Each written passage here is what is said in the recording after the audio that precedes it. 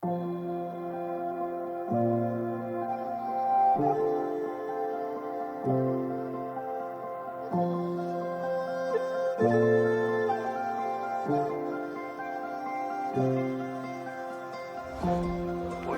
lang nungshi manipur ko imamu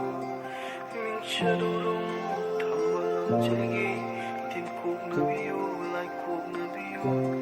yak na kuru kaya so haurai khana thamu mai kaida hoi hoi launa hoi thabirum machu terena leiting bi sana leipak manipur sana bagi lamjelda mingchat kaya purakli khanghal asi malemda tanam lasi wari mangjil thaduna chalasi awa nungai kaya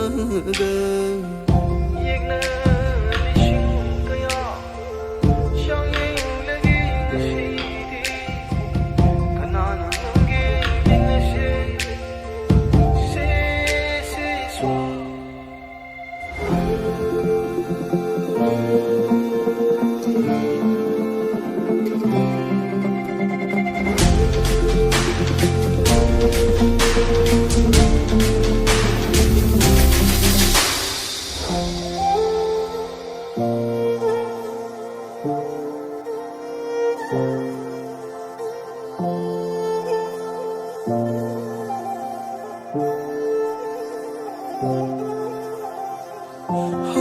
Hauro pari imshi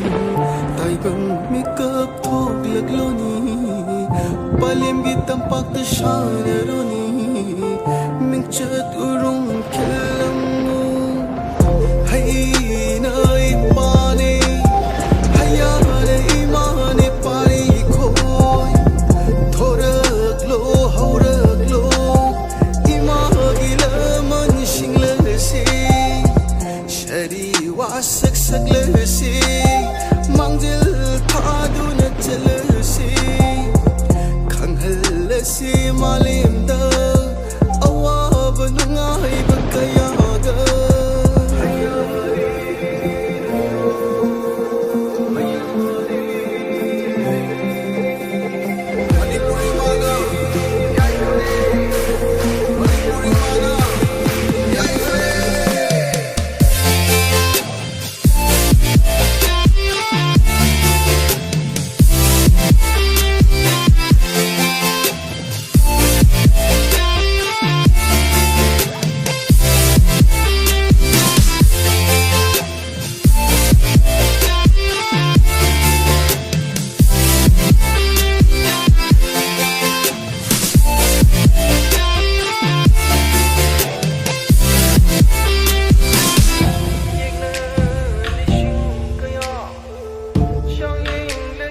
she